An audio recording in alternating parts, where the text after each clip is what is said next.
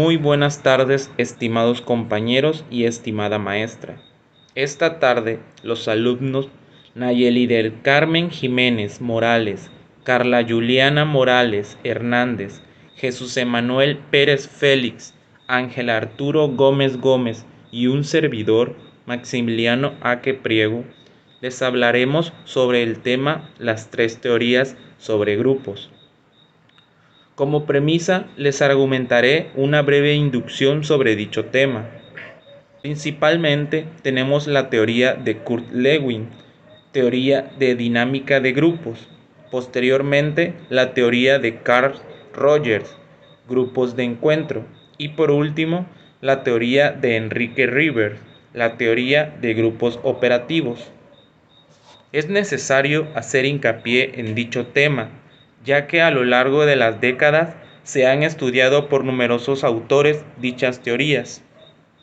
En contexto, la psicología se fundamenta en ser la ciencia que estudia la conducta humana y los procesos mentales. Dicha rama se enfoca en descubrir, describir y conceptos, funciones y procesos a través de los cuales las personas piensan, aprenden y se comunican. Aunque la psicología se centra prioritariamente en el estudio de la individualidad humana, se ha ampliado su campo a los grupos pequeños, ya que es en ellos donde el individuo actúa y se desarrolla a lo largo de su vida. Por otra parte, tenemos la sociología, la cual se argumenta en ser una disciplina que se encarga de analizar lo que ocurre o ha ocurrido en una sociedad, es decir, se fundamenta en el compromiso, permanencia, profundidad y el gusto.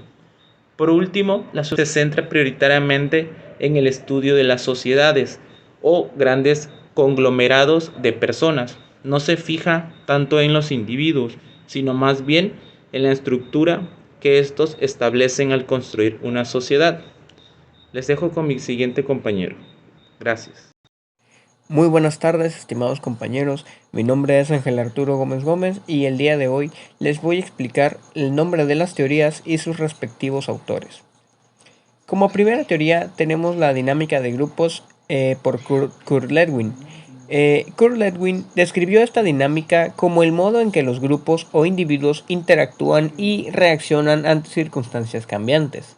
Sus estudios sobre la dinámica de grupos incluían la naturaleza de los grupos, sus leyes, establecimiento, desarrollo e interacciones con otros individuos, grupos e instituciones. Posteriormente, nos encontramos con la teoría de grupos de encuentro establecida por Carl Rogers. Tal como lo define en su libro, el facilitador de un grupo que se reúne de forma intensiva puede desarrollar un clima psicológico de seguridad en donde se genera una forma gradual libertad de expresión y disminuyen las actividades defensivas. De esta forma se crea un clima que permite la expresión de sentimientos inmediatos de los miembros de los grupos, tanto hacia ellos mismos como hacia los demás. Es decir, se genera una libertad emocional para crear todo tipo de sentimientos, o sea, ya sean positivos, negativos o neutros, que le proporciona al clima una confianza recíproca. Los miembros del grupo aquí acaban por aceptarse en su nivel físico, emocional o mental tal y como son. Finalmente, nos encontramos con la última teoría por Pichon Riveré, que lleva por nombre el grupo operativo, el cual dice que es un conjunto de personas con un objeto común al que integran operando en equipo. Este funciona para fomentar en los alumnos un aprendizaje responsable y autónomo, el cual va a hacer que los participantes logren aprender a aprender. El coordinador de este grupo debe tomar en cuenta el ECRO de cada persona, es decir, el esquema referencial, el cual constituye una integración unitaria del mundo y del cuerpo, para así poder construir un ECRO grupo. Origen teórico. Kurt Lewin. Se puede distinguir tres periodos en la carrera de Kurt Lewin. En el primer periodo, que procede de su migración a los Estados Unidos, se interesa en los temas clásicos de psicología experimental, medición de la voluntad, de la asociación, percepción del movimiento y del relieve.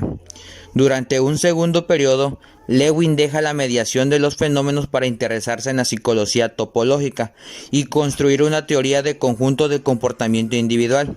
Esto lo lleva a definir un campo psicológico formado por la persona y esta teoría del campo, inspirada en la física, se revelará muy fructuosa para el estudio de los grupos, que se convertirán en el centro de su interés durante el tercer periodo, que va de 1938 a su muerte en 1947.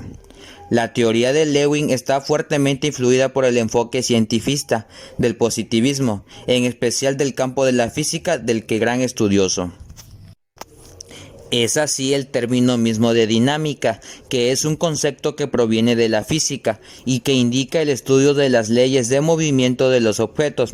Lewin creó en 1944 el concepto de dinámica de grupos, mediante la cual se pretende conocer las leyes de movimiento interno de los grupos pequeños.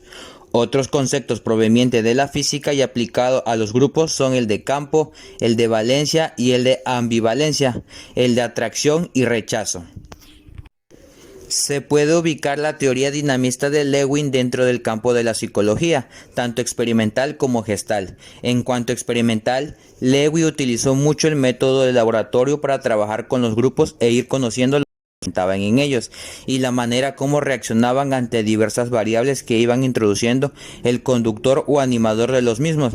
En cuanto a la gestalista, Lewin se preocupó por conocer todas las variables que intervienen en los procesos grupales, es decir, por ubicar el fenómeno de lo grupal dentro del contexto total en el que se daban. Carl Rogers. Rogers inició sus trabajos dentro del campo de la psicología experimental y posteriormente incursionó en el campo del psicoanálisis. El trabajo que realizó con niños delincuentes le exigía una sola cosa: eficacia, pero Rogers sentía que había fracasado con ellos por 3 casos problemas que no pudo solucionar. Con el mismo lo deja entrevenir en sus escritos: lo que importa no es saber sino tales fracasos del psicoanálisis o una manifestación de la incompetencia del psicoanalista Rogers. Lo cierto de todo esto es que lo condujeron a la siguiente conclusión. Él comprendió que a menos que necesitara demostrar su propia inteligencia y sus conocimientos, lo mejor sería confiar en la dirección que el paciente mismo imprima al proceso. De esta manera, Rogers empieza a dar forma a una nueva concepción psicológica que él mismo llama no directiva o centrada en el cliente o en la persona del paciente. Aunque su campo de trabajo fue inicialmente con individuos en psicoterapia, poco a poco se fue ampliando a otros ámbitos. Uno de ellos fue la terapia en grupos, a lo que llamó grupos de encuentro consigo mismo y de encuentro con los demás. Asimismo, su teoría no directiva se fue aplicando al campo de la educación, a través del aprendizaje centrado en el alumno, al campo de las relaciones familiares y la educación de los hijos, al terreno de la capacitación empresarial, especialmente de directivos y ejecutivos. La creación de esta teoría no directiva implica un rompimiento de Rogers tanto con la psicología experimental. Enrique Pichon. Él pensaba que es posible lograr una síntesis entre la teoría psicoanalítica y lo social. La psicología social es una ciencia que toma elementos tanto del psicoanálisis, la mayoría ya introducidos por Freud, como también el del marxismo, a lo que integraron con metodología propia sus libros del psicoanálisis a la psicología social, significativa para Riviere, una rendición de cuentas documentada y una toma de conciencia definitiva. Para Enrique, la psicología social tiene como objeto el estudio del desarrollo de transformación de una realidad dialéctica entre formación o estructura social y la fantasía inconsciente del sujeto. La relación entre estructura social y configuración del mundo interno del sujeto relacionan que es abordada a través de la noción del vínculo. Si este es el objeto de la psicología social en su campo operacional, el grupo en el que permite la integración del interjuego entre lo psicosocial, grupo interno, y lo sociodinámico, grupo externo, a través de la observación de los mecanismos de adjudicación y asunción de roles. Entonces se ubica como la teoría de los grupos operativos dentro del campo de psicoanálisis y la psicología social.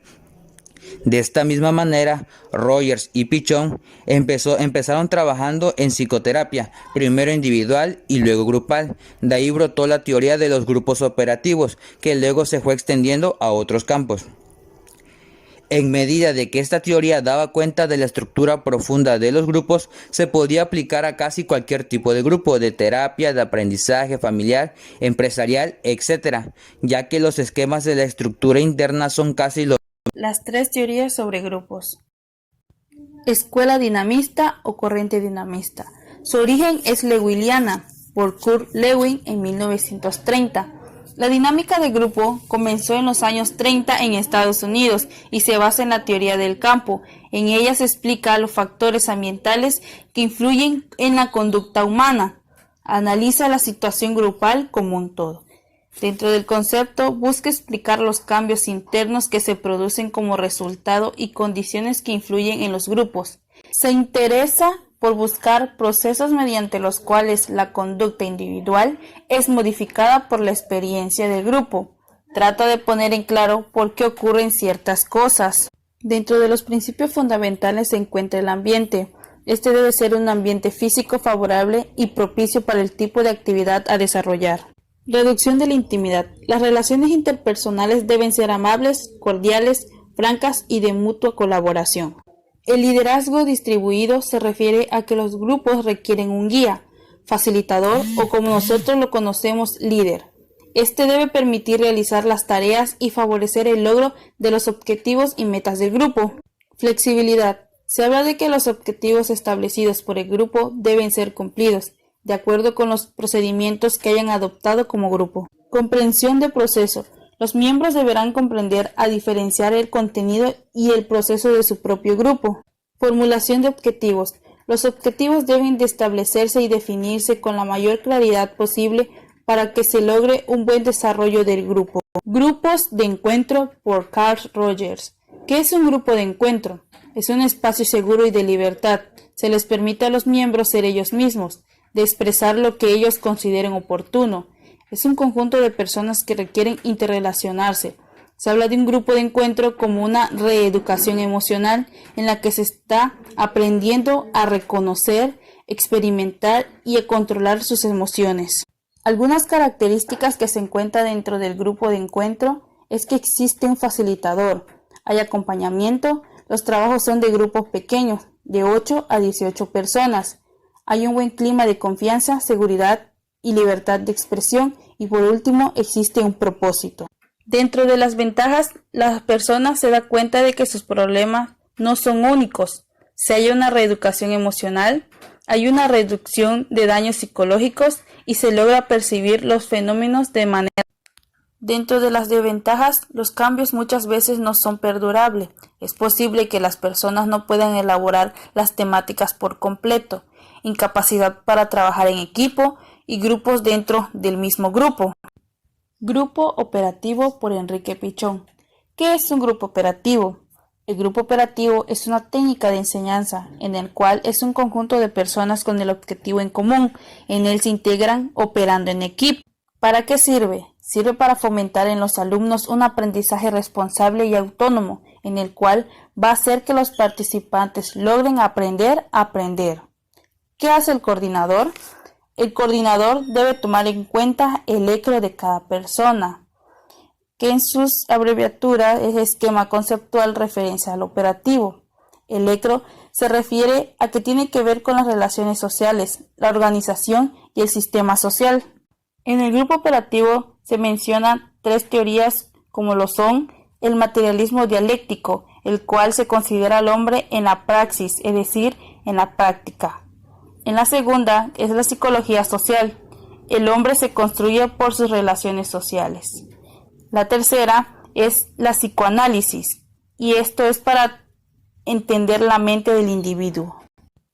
Los objetivos del grupo operativo es modificar, transformar, accionar aprendizaje y estructuras de cada uno y del grupo. También se crea habilidades, conocimientos y forman aptitudes en los individuos. Los propósitos, problemas, recursos y conflictos deben ser estudiados y atendidos por el mismo grupo.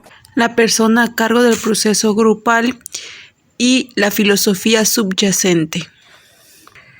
Cuando hablamos de filosofía subyacente, quiere decir que es la filosofía que impera en el actual sistema educativo. Se basa en que el alumno debe construir su propio conocimiento y dotar de los significados a la realidad. Esto quiere decir que en el fondo no se les pueden transmitir certezas a los niños. Son ellos los que han de descubrirlas y decidir si son tales a través del aprendizaje. Bueno, la manera misma como se denomina la persona a cargo del proceso grupal en cada una de las corrientes indica, va una orientación del contenido teórico de la misma, una filosofía. Dinámica de grupos. La dinámica de grupos, como bien sabemos, se relaciona entre dos o más personas y tiene varios puntos, lo que es la persona a cargo. En la corriente dinamista, a la persona a cargo del proceso grupal se le denomina las diversas maneras instructor, conductor, animador, monitor o líder, y es el que se encarga de manejar e instruir al grupo. Esto lo vemos cuando formamos equipo de tareas, el encargado es el que reparte los temas y da a conocer cómo lo quiere formulado. Segundo punto, papel del conductor. En las dinámicas de grupos, el conductor define los objetos que el grupo desea alcanzar, así como las técnicas que se utilizarán para mantenerlo activo. El conductor echará a andar el proceso con el grupo y lo mantendrá caminando. Él animará, él conducirá al grupo a todo lo largo del proceso.